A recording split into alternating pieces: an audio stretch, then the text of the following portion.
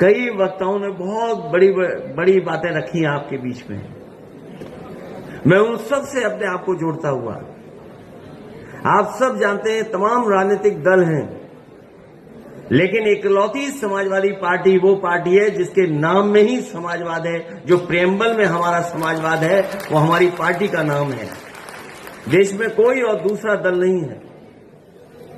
तो नेताजी ने इसी मिट्टी से उठ करके, इसी मिट्टी में जोखिम उठा करके, इसी मिट्टी में खून पसीना बहा करके इस विचारधारा को और इस पार्टी को यहां बनाने का काम किया। मुझे याद है पिछले चुनाव में जिस समय आह्वान हुआ कि हमारी पार्टी आगे बढ़े, मैं धन्यवाद देना चाहता हूं उत्तर प्रदेश की जनता का, जिन्होंने समाजवादी विचारधारा को और हमारे गठबंधन को सबसे ज्यादा वोट देकर के सबसे बड़ी पार्टी उत्तर प्रदेश में बनाने का काम किया। क्योंकि बहुत सारे हमारे कवि 1-1.5 घंटे से आ गए होंगे। जब मैं आया इस हॉल में तभी मैंने देखा कि हमारे सभी कवि लोग यहां पर मौजूद थे, क्योंकि उनको बहुत लंबा कहना भी है। मैं इतना ही कहना चाहता हूं कि जिन परिस्थितियों में हम और आप लोग राजनीति कर रहे हैं, हमारे आपके सामने बहुत बड़ी चुनौतियां हैं और ऐसी ताकत से हम लोग लड़ रहे हैं जिसके पास सब कुछ है और इतना कुछ है कि हम और आप लोग कल्पना नहीं कर सकते। वो अपनी बात को सही साबित करने के लिए उन्हें अगर कुछ भी किसी का भी सहयोग लेना पड़ेगा तो वो लेने का काम करते हैं। अभी हाल ही में आपने घटना देखी होगी जिस समय लोकसभा में बाबा साहब भीमराव अम्बेडकर जी के सम्मान में सभी दल के लोग एक हो गए और सत्ता में जो दल है उनके होम मिनिस्टर से माफी मांगना चाहते थे कि माफी मांग लें। आपने वो देखा होगा टीवी पर भी कि घटना को कैसे बदला उन्होंने। शायद जो सांसद लोग चोट खाए हैं वो हमारे बड़े बड़े एक्टरों को फेल कर चुके हैं। जो हमारे फर्रुखाबाद वाले सांसद हैं वो सर्टिफिकेट वाले सांसद हैं। वो वोट वाले सांसद नहीं है, जीते नहीं है, वो सर्टिफिकेट दिया गया है।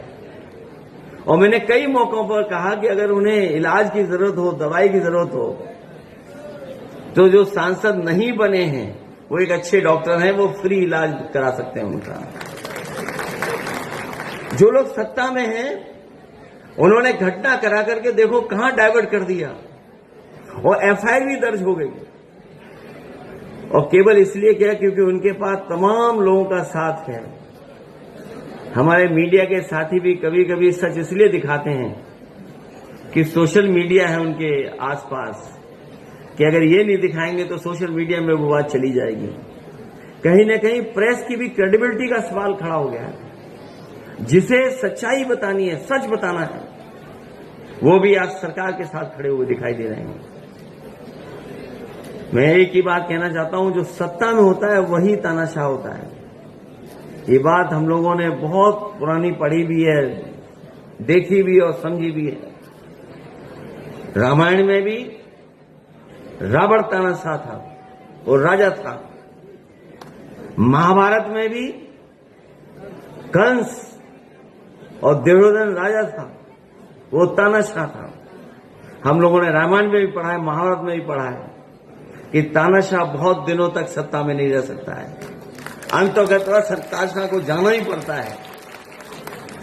जो तानाशाह सरकार में आज बैठे हैं, हो सकता है उन्हें लगता हो कि सरकार उनकी चलती रहेगी, लेकिन जनता भी देख रही है और समझ रही है।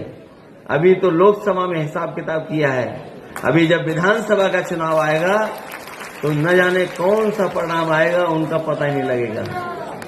इसलिए मैं आप सबका धन्यवाद देता हूं, क्योंकि कवि लोग बैठे हैं।